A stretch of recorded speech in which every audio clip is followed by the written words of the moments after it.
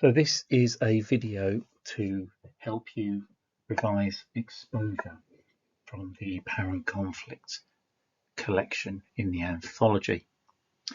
The idea behind it is to help you with your understanding of the poem, but also give you a guide to looking a bit deeper.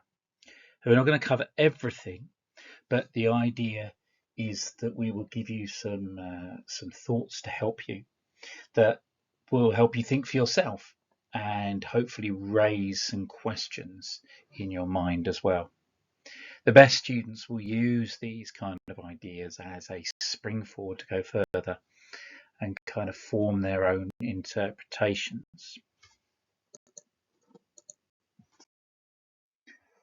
So we're going to start with what it helps us to know. Now, that's what it helps us to know to understand the poem better. This is not bolted on context that can be just shoved into an essay. That is not necessary at all. What it does help us to know, though, is as this is a poem that is set in the First World War, or it was actually, of course, written by a participant in the First World War. Wilfred Owen was in the trenches. It's important that you're aware that how the First World War was fought, if you don't know already.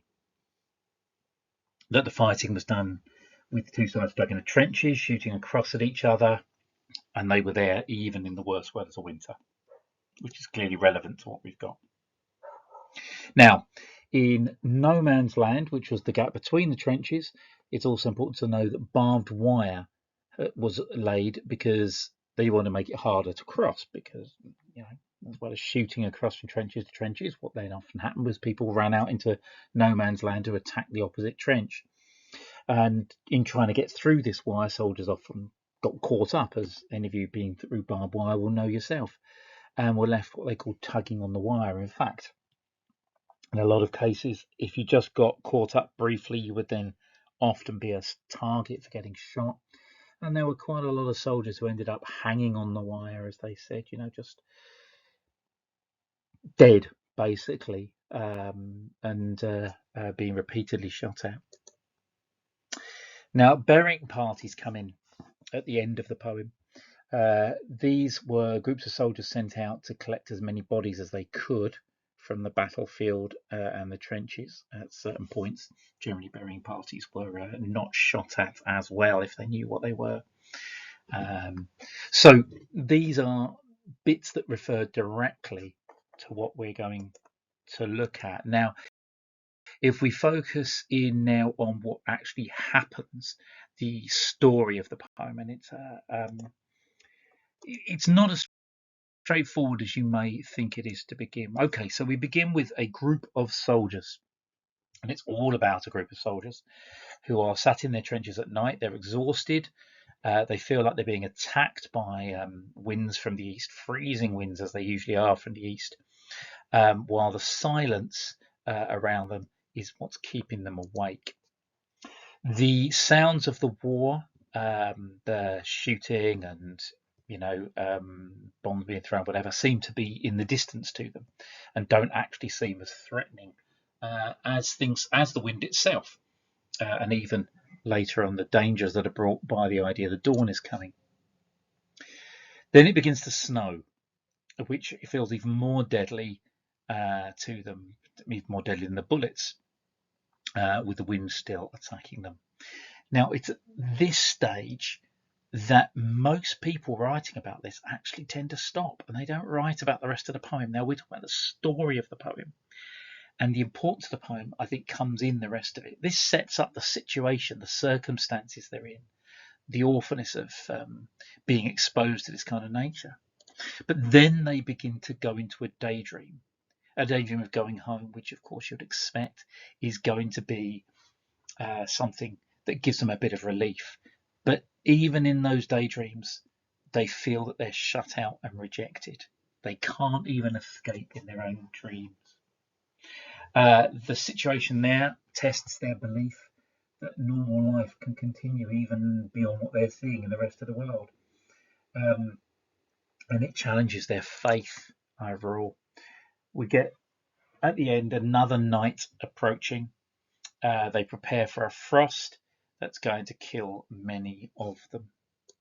And the final thing here is that throughout the poem, the boredom of the trenches and the pointlessness of them being there is reinforced by the repetition of nothing happens all the way through. So whether the effect on their life, or their view particularly of their life, the consequences that night, and the boredom, that's really at the heart of this. Okay, so let's start with the impact and importance of the title. As with so many of the poems in this anthology, the title has potentially a dual meaning to it. The first meaning of exposure we can apply to this is this: that exposure is the state of having no protection from something harmful. Now, throughout the poem, those who are above them, responsible for putting them in this ridiculous situation, are never mentioned, but it doesn't mean they're not in our minds. And if they have got no protection from something harmful, then that may be a direct comment on the foolishness of them being there in the first place. But on the other side, of course, exposure is something, the revelation of something that was previously secret, especially something that says they're embarrassing or damaging. You expose the truth, or you expose some information. And we could think of it in that way, and maybe even with us. Is this an exposure of the truth and the reality of the war to us? That's a possible way of looking at it, but it's definitely a technique that could well be discussed. Okay, let's start at the beginning with stanza 1 then. Now, this is important in the very fact that it is the opening. Look at those first 3 lines. All 3 lines finish with ellipses, as though they are tailing off and they're unable to finish it. And this goes with the kind of the meaning of the first stanza, a stanza that seems to basically focus on the confusion and weariness of these soldiers in the trenches. It opens with this metaphor, a wonderful metaphor to pull apart, about the merciless ice east wind that knives us. Now, we've got several ways of looking at this. First of all, we've got the personification, the comparison to an assassin, coming up at them and knifing them at close range. That's what it feels like. So the sense that these winds are dangerous enough to essentially be stabbing away at them. And the point that they're merciless and cold as well. They are cold killers that come at them. But as well as pointing that out and the impact on them, of course, before there of saying that their brains ache, which is a very interesting idea, not their heads ache, their brains, the actual part inside responsible for their thoughts, for their feelings, their emotions. That's what's aching. Their very core of their being is aching. To make that even clearer, he's used sibilants across this, the merciless ice east winds that knife us, to imitate that wind and sound particularly sinister.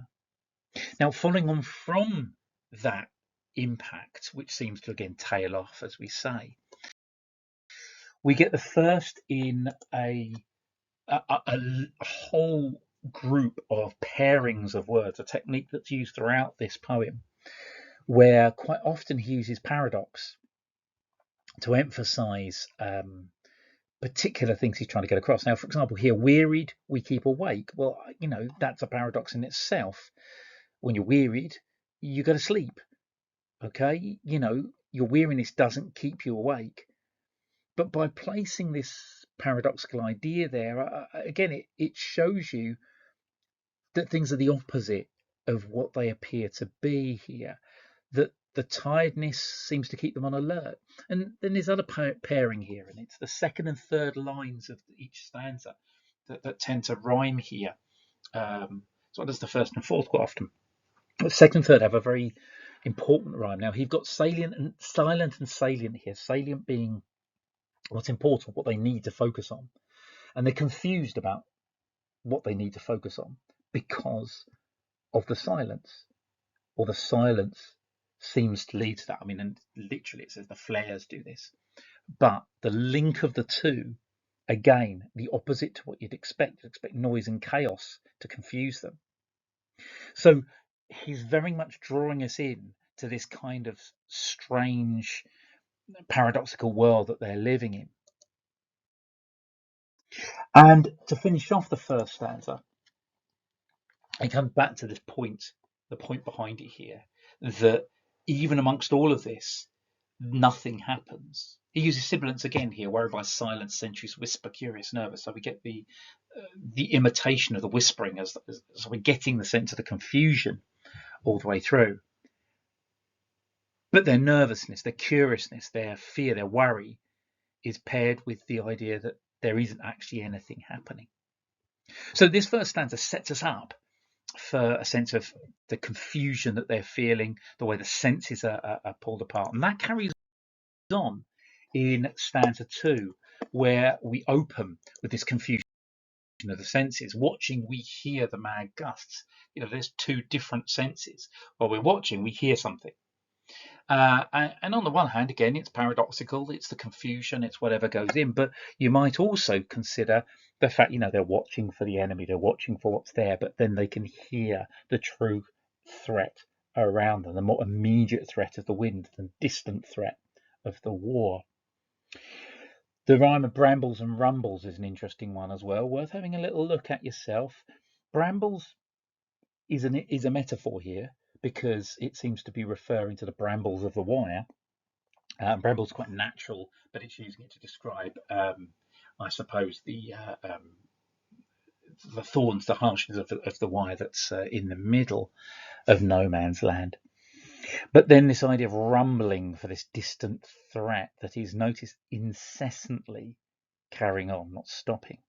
So worth considering what's going on here, following on from the first stanza very effectively. And here we have another example in between of the complex imagery that Owen uses throughout. And this is one of the reasons why I feel this poem is a really good poem to write about, because this complexity means something can be unpacked, pulled apart and discussed, rather than just repeating a straight obvious idea. Because most of these poems don't have straight and obvious ideas. Now, this complex image gives us a sense again of the wind being personified, tugging on the wire as I was trying to get through the wire in the middle of no man's land, creeping up on them. And of course, the use of the adjective mad to suggest these winds are like some kind of crazy man coming at them, tugging away on the wire, like the enemy getting through. But then that's followed immediately by a simile to compare how this appears to be, and it compares it to the idea of men who have been caught among the brambles, twitching agonies. Now the key word is agony. That is the focus of the simile, the agony that is suffered. And hearing the gusts tugging the wire is related to that constant agony, the pain and horror that's always in the background as suggested there. So the second stanza is kind of building us up, building up the ideas of the first two. We're going to take the third and fourth together here as the kind of end of the first half of the poem, in which, first of all, we get this idea of dawn being personified as an army that is getting ready to attack the masses in the east. Here comes another army that's far more dangerous than the one around us. And dawn, normally brings relief. So that's potentially, again, another example of something we expect not being as we expect. But look at the things that we picked out here. First of all, the army, though, are described as melancholy, sad, inherently sad. Is this something that suggests they've not got the desire to attack? They don't really actually want to attack?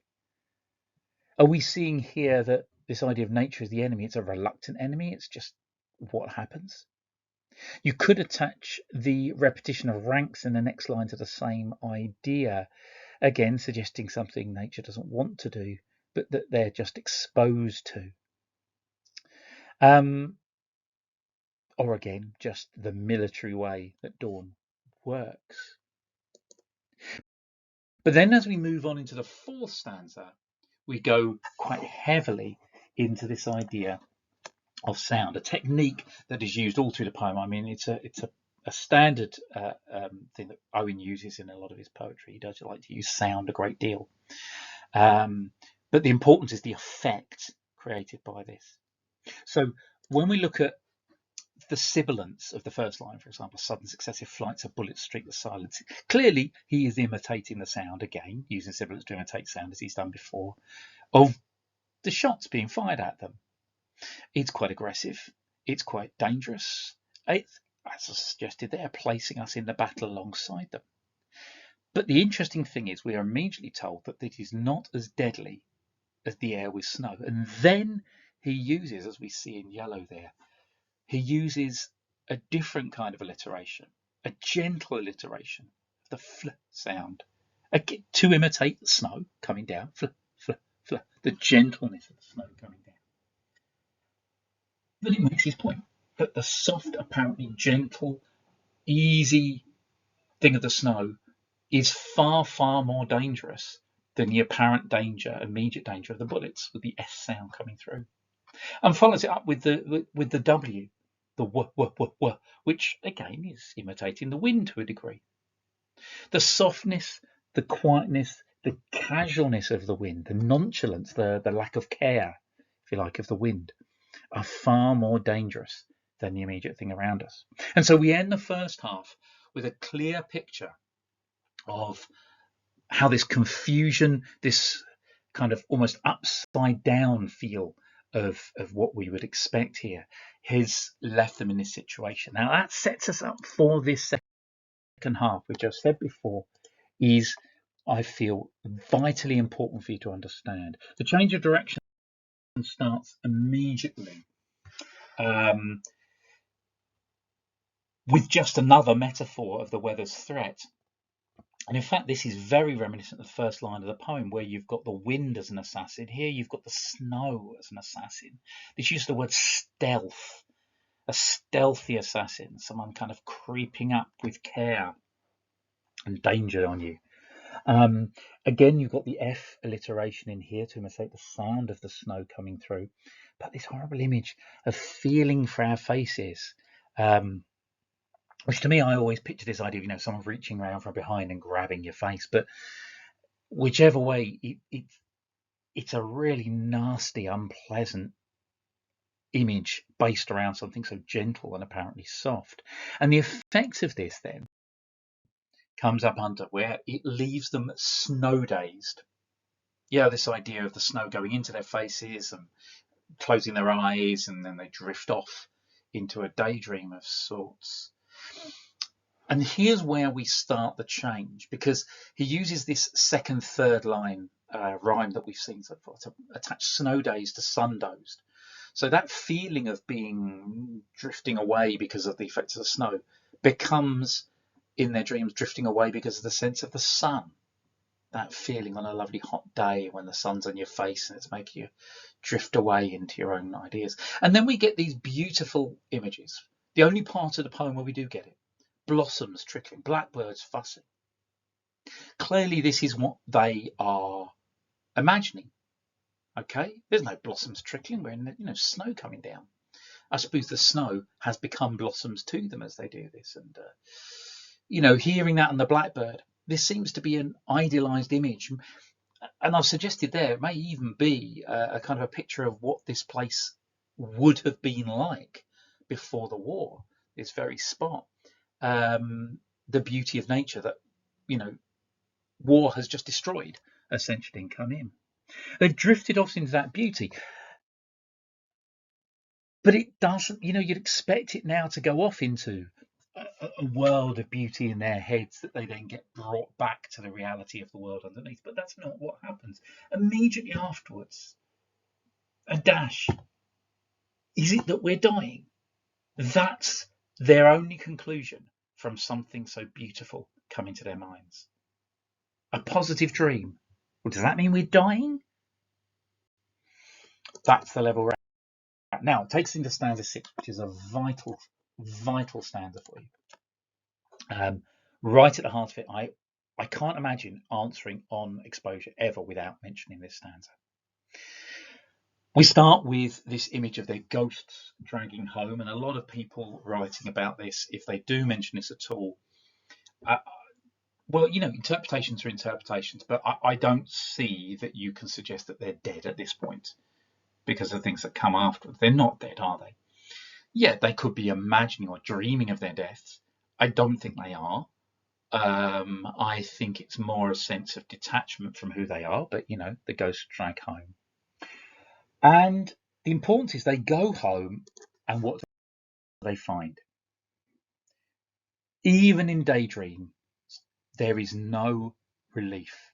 And this is emphasized through the repetition here. Doors all closed. On us, the doors are closed. Doors, closed, closed.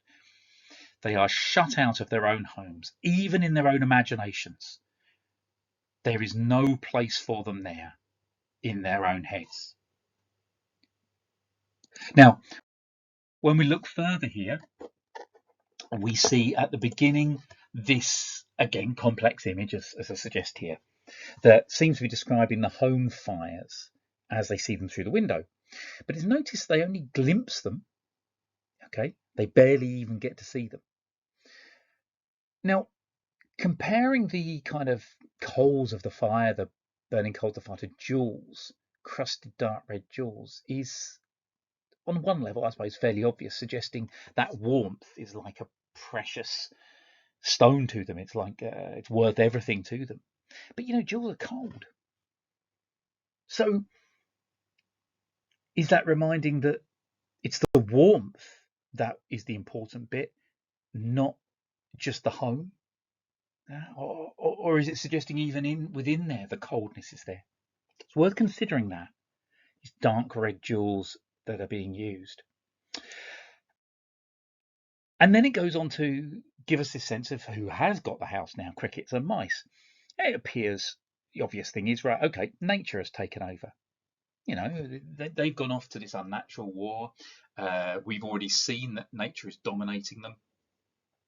Is this another example of nature winning over them? That nature will always succeed as things go along? Quite possibly. Crickets and mice are small, apparently unimportant. But the words jingle and innocent are interesting for me. Jingle, of course, a very positive, just happy jingling sounds. Just the crickets are happy. The mice being innocent. There's no innocence anywhere else in the poem. A victory of the kind of small creatures that have no other agenda going on here, maybe. Or just a picture of emptiness and desertion that's there. You take what you've got. But within this stanza, what we see is that key thing. In their heads, they go home and they can't get in. They're shut out. Crickets and mice have reclaimed it. They cannot get to the warmth that is there.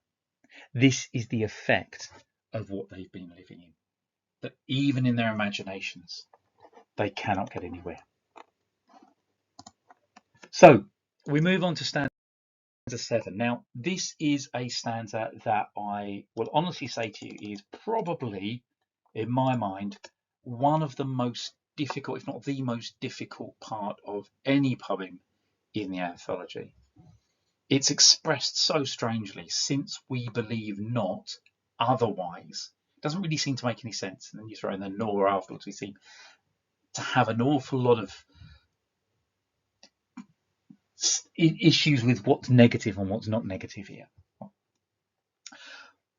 So I would say to you, if you're having trouble with this stanza, ignore it.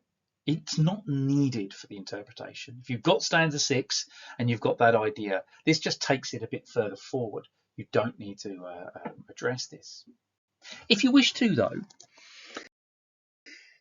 here's where I take you. This is a very complex stanza, as you're saying, but I think what I draw out of those lines there is, first of all, it seems to be listing simple, natural, innocent things, kind fires. The sun smiling on a child, the sun smiling on a field, the sun smiling on fruit, making it grow. That kind of idea. Natural growth, beautiful innocence, the world the way it is. And it seems to be that they cannot believe in these existing anymore. That the idea that these things go on in the world is kind of alien to them. Their love is made afraid for what they're referring to as God's invincible spring of nature, as though they really don't understand or believe anymore in a world beyond what they're experiencing. And that's how I would suggest you could take it and look at it.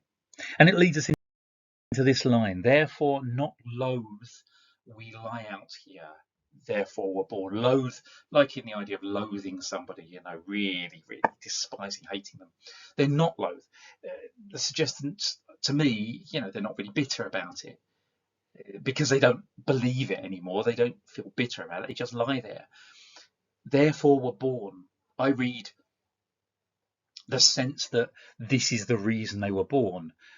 That carries straight on into for love of God seems dying, an idea that their faith is shaking. They don't seem to be born for reasons that God has. They were born to fight, to be where they are now. That's what it feels like. So it's a really, really kind of empty stanza, a stanza that suggests that takes further the idea that their world's just nothing now. They can't see anything beyond where they are. And to me, therefore, these two stanzas, this and the previous one, take the consequences of those first stanzas further forward. This is how their lives have been destroyed. And that, to me, is a central part of this poem.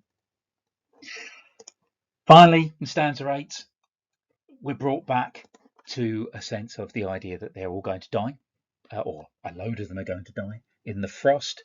This horrible image of hands shriveling up, foreheads puckering crisp. That picture of the burying party who we mentioned earlier, pausing over faces. Is that who got somebody I know? Is it not? The humanity taken from them. But the thing I'd focus on is the final line here. All their eyes are right. Now, whether that's referring to the burying party or the death or the dead people, the dead bodies around, it's a sense of inhumanity. Humanity is gone. The eyes are ice. Maybe it's both them, burying party and the dead. Everybody's eyes are ice. They're not human anymore. And then it carries on with that immediate point, but nothing happens. And we brought back to that very important thing at the end. Whatever you take out of this, the final repetition tells us there really isn't any meaning behind any of this. This is completely pointless. And when you're writing about this, I think that has to be at the heart of your understanding of this poem. Nothing happens. With all the things that are described, this is a pointless, dull situation. So there's some details there. Let's go on to look at a little bit at the way it's written, the form and the layout of the poem here. Now, starting with that point that we have been discussing about the two halves of the poem. Now, the first half of the poem focuses on the impact of the weather. The second explores the fundamental change that's brought. This is the thing I want you to note. I mean, you interpret it the way you wish, but it seems to me that at the beginning, if you remember, the weather has brought worries and confusion, particularly in that first stanza where we hear all about how their senses are confused, they can't sleep because of the silence, all of that kind of idea, right? That worry and confusion has gone by the end, and they seem to have come to an acceptance that they can't go home, an acceptance that nature around them isn't something they believe in anymore. The beauty of the world doesn't actually really exist to them anymore. And so that change, that development over the poem, for me, is at the heart of this. That the effect it's had on them, the impact that this kind of world has on them, is vitally important.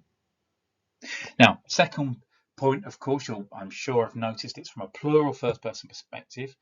that the whole poem is from a group of soldiers. All of the soldiers are narrating this together. It's not one person talking on behalf of the rest.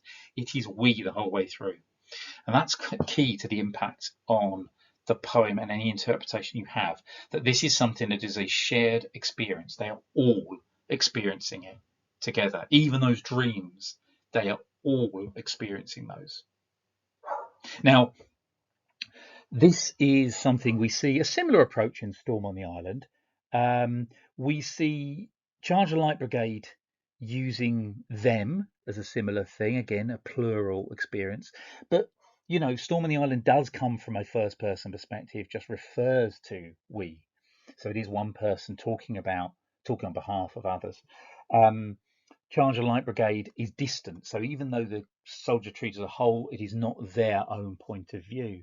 Most of the war poems we see have individual viewpoints, like Remains, Bayonet Charge, that kind of thing. As well as plural first person, we've got present tense. So what we see is another example, along with, as we say there, the complex imagery, intense imagery, the scissor sound, another technique that Owen is using to place us in the experience, wanting us to feel the horror that they are feeling alongside. And back to this idea that the repetition in the final line of each stanza, mostly nothing happens, but also variations on dying or why they're there. All of those final lines mean that every stanza brings us back to pointlessness. No matter what else is happening, what's the point? Okay, so to conclude, bring us to an end here. We're going to go to the big ideas behind it, the kind of things that can shape your interpretation, your overall arguments, and also compare across the other poems. Now, the reality of war is something that comes up elsewhere, and it's interesting this is directly opposite Charge of the Light Brigade in the anthology, as that presents a very different version of the reality of war. Here, it's Owen presenting us with realism, first-hand realism, that looks at war and its horrors. But the focus isn't really on the horrors, it's the ridiculousness of the situation. The deadliness of nature that they're exposed to, as well as the enemy, yeah, sure, but the boredom as well. They are being left out, exposed unnecessarily to weather that is deadly in the winter here. Nothing's actually going on. What a stupid situation this is. Owen, you know, it's been noted before, was not a pacifist. He was not anti-war at all. A lot of his poems are about how horrific this war was and the way it was being fought was. And then, of course, we get to the end. The reality of war is that the final outcome of the poem, as it is for most people, is death. Young people remember as well. And it's almost an inevitable death. Now, that's the reality. What's the impact of it? Well, this is the importance of that second half of the poem, where it shows us that this kind of reality leads to an emptiness in the soldiers, that they can't, and a hopelessness. They can't see any life outside that and just accept it. And finally, it's another one that deals with the power of nature and could always be compared across to any of the other nature poems, Storm on the Island or whatever, as an example. It's obvious that nature has power over humanity. Absolutely obvious, absolutely clear. Okay. You could suggest that at times it's hinted it's not willing, it's an unwilling enemy. It doesn't want to be there, destroying, but it's just what it does. That's a possible argument. You can also see at the end, though, that war is made to seem unnatural. And part of the idea of nature here is using nature to show that war is not a natural thing. Okay? They're essentially declaring war on nature as well as the enemy, and they're going to lose to nature, whether they lose to the enemy or not. So across the whole poem, then, there are a number of things that he's clearly trying to talk about to do with war in most cases. But, you know, there's ideas to do with nature themselves. And hopefully you can bring those together into an interesting, thoughtful interpretation, but most of all, a discussion of these different potential ideas.